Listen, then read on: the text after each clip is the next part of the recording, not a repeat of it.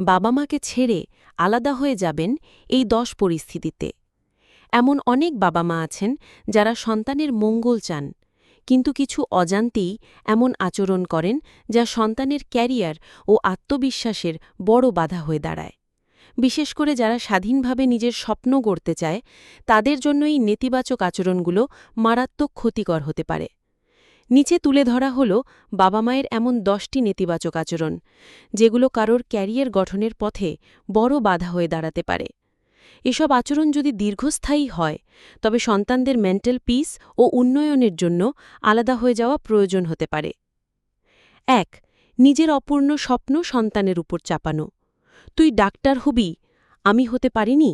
সন্তানের আগ্রহ উপেক্ষা করে জোর করে পেশা চাপিয়ে দেওয়া। ২. সদা তুলনা করা। দেখ পাশের বাড়ির মামুন কত ভালো করছে। এই তুলনা আত্মবিশ্বাস নষ্ট করে, নিজের পরিচয় খুঁজে পেতে বাধা দেয়। ৩. ভুলকে ক্ষমা না করা, শিক্ষা হিসেবে না দেখা। ছোট ভুলে অপমান, চিৎকার বা গালমন্দ করা সন্তানের ঝুঁকি নেওয়ার ক্ষমতা ধ্বংস করে। ৪. নিরন্তর নেতিবাচক মন্তব্য। তোর দ্বারা কিছুই হবে না, বা তুই শুধু সময় নষ্ট করিস। এসব কথা সন্তানের মনোজগৎ ধ্বংস করে দেয়। ৫. সৃজনশীল ক্যারিয়ারকে অসম্মান করা। গায়ক, লেখক, ডিজাইনার বা উদ্যোক্তা হতে চাইলে বলবে এসব বাজে কাজ, ফলে সৃষ্টিশীলতা মারা যায়। ৬. শিশুকে চিরশিশু মনে করা।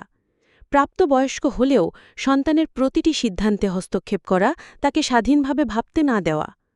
৭. অর্থনৈতিক স্বাধীনতা আটকে রাখা। নিজের অর্থ, সময় এবং ক্যারিয়ারের সিদ্ধান্ত নিতে বাধা দিলে সন্তানের এগিয়ে যাওয়ার গতি থেমে যায়। ৮. মানসিক চাপে ফেলা বা এবগিক চাট নিয়ে থাকা। তুই বাইরে গেলে আমি মরে যাব, এভাবে মানসিক দোষ দিয়ে সন্তানের স্বাধীনতা দমন করা। ৯. পরিচয়ের ভার চাপানো। আমরা সম্মানিত পরিবার, এটা করতে পারবি না। এমন কথা সন্তানের ইচ্ছা ও ক্যারিয়ার বাধাগ্রস্ত হয়। ১০. শুনতে না চাওয়া, বোঝার চেষ্টা না করা। সন্তানের কথা না শোনা, শুধু নিজের মত চাপিয়ে দেওয়া। এতে সন্তানের মনের দরজা বন্ধ হয়ে যায়। যদি এই আচরণগুলো নিয়মিত এবং বিষাক্ত, টক্সিক হয়, তাহলে সন্তানদের উচিত মানসিক দূরত্ব তৈরি করা, সীমারেখা নির্ধারণ করা, প্রয়োজনে আলাদা থাকা, নিজের ক্যারিয়ার, মানসিক স্বাস্থ্য ও ভবিষ্যতের জন্য।